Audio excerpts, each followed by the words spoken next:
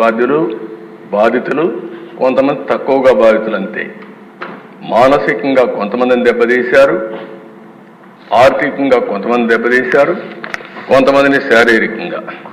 ప్రధాన దిశ మీలాంటి వ్యక్తి పైన అటెంప్ట్ రేప్ కేసు పెట్టించే పరిస్థితికి వచ్చారంటే అది తలుచుకుంటే ఇప్పటికి కూడా జీర్ణించుకోలేకపోతున్నాం.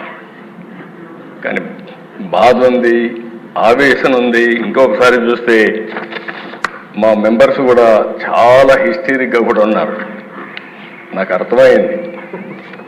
ఇప్పుడు మా తాడిపత్రి ఉన్నాడు, అశ్విన్ ఉన్నాడు. అశ్విన్ జైలుకు పోయి వచ్చాడు. ఇక్కడే అచ్చెన్నాయుడు ఉన్నాడు, జైలుకు పోయి వచ్చాడు. నారాయణ ఉన్నాడు, తిప్పి తిప్పి తిప్పి ఎక్కడికెక్కడికో తీసుకుపోయి అదృష్టం బాగుండా అరెస్ట్ కాకుండా జైలుకు పోకుండా బయట వచ్చాడు. ఇవన్నీ సరే. రఘురామకృష్ణరాజు ఇంకేమవుతాడో తెలియదు. ఆ రోజు రాత్రి అంతా నిద్రలేదు. ఆయన కాపాడుకోవడానికి ఎన్ని విధాల ప్రయత్నం చేశామంటే అధ్యక్ష, ఆ రాత్రి అంతా నెక్స్ట్ డే భగవంతుడు మంచి చూపు చూశాడు కాబట్టి బయట వచ్చాడు. కానీ ఈ దుర్మార్గులు ఇష్టానుసారంగా ప్రవర్తించే పరిస్థితికి వచ్చారు. మనం ఇబ్బందులు పడ్డాం. అర్థం లేనటువంటి పన్నులు వేయడం, ఇష్టానుసారంగా బిహేవ్ చేయడం, ఉపాధి లేదు, ఉద్యోగం లేదు, బాధపడని వర్గం లేదు, జీవన ప్రమాణాలు దారుణంగా పడిపోయినాయి. అంతటా అభద్రత, అశాంతి, ఆందోళన, అసంతృప్తి ఇవన్నీ కలిపే మనకు వచ్చిన మెజారిటీస్. ఈ విషయం మనందరం గుర్తుపెట్టుకోవాలి. అదేశ ఇది ఒక కేస్ స్టడీ కూడా.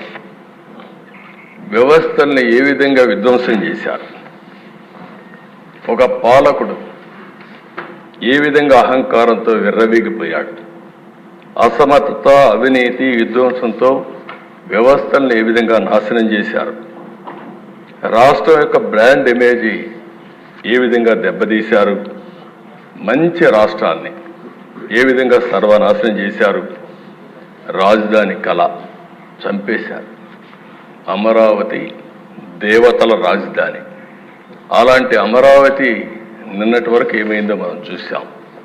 ఈరోజు మళ్ళీ కేంద్రం 15,000 కోట్ల రూపాయలు ఆర్థిక సహాయం చేయడానికి వచ్చారు, బడ్జెట్లో పెట్టారు. అందరి ముఖాల్లో చూస్తే ఆనందం కనపడుస్తూ ఉంది. అంటే మళ్ళా మంచి రోజులు ప్రారంభమయ్యాయనే ఆశ ఈరోజు వచ్చిందంటే ఏ విధంగా జరిగిందని మనం చూసాం.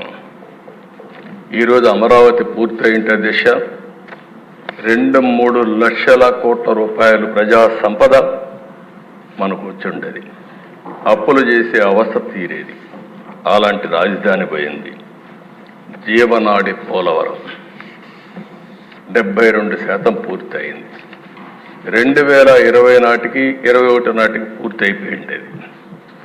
ఆ దిశ కావాలని కాంట్రాక్ట్ను మార్చడం,